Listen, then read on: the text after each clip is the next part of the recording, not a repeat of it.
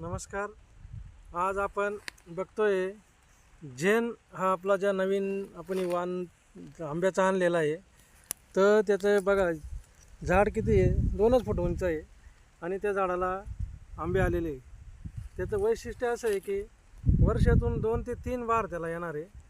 त्याच्या जे आंब्याचं बार मोहराची जी परिस्थिती असते तुम्ही बघा, पूर्ण कांडोने कांडी त्याला मोहर आलेला असतो आणि हा मोर जरी फेल गेला तरी त्या जागेवर त्याला दुसरा मोर निघतो. तुम्ही बघा, आपण इथं बघतोय, इथं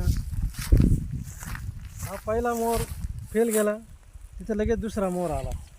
म्हणजे असं नाही का इतर वाणांमध्ये हा मोर जर फेल गेला तर तुमचं वर्ष वाया जातं, पण आपल्या झेनमध्ये तसं नाही आहे. तर त्याला लगेच दुसरा बार येणार आहे.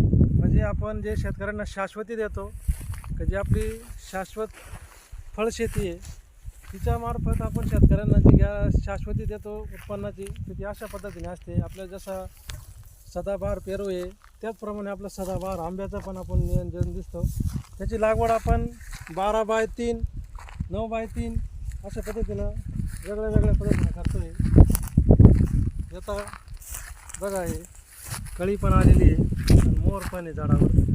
अशाच पद्धतीने जसं आपण सदाबहार पेरूचं शेतकऱ्यांना दिलेलं आहे, त्याच पद्धतीने आंब्याचं पण वैशिष्ट्य. याचं वैशिष्ट्य असं आहे का, दिसायला केशरसारखा येतो आणि चवीला हापूस आहे. लागवडीचं अंतर हे 9x3, 12x3, आपण 6x3 पण लागवड करतो. ती पण तुम्हाला आपण तिकडे दाखवू.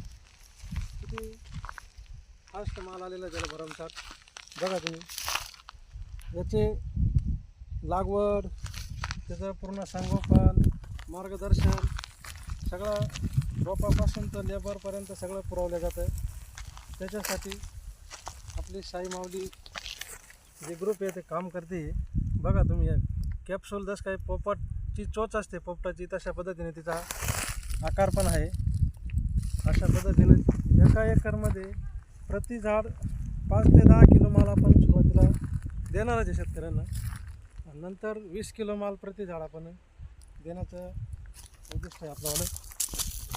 बघा, पलीकडून पेरू आहे, आपल्या इकडून आंबा आहे, झेन आंबा 3 फुटावर त्याच्या अंतर आहे. अशा पद्धतीने आपण लागवडी शेतकऱ्यांना देतोय.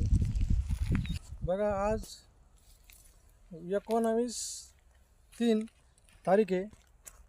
बघा तुम्ही, झाडाचा मोहर पहिला फेल गेलेला आहे, म्हणजे गळालेला आहे, तरी पण त्याच ठिकाणी दुसरा मोहर पण लगेच आलेला आहे.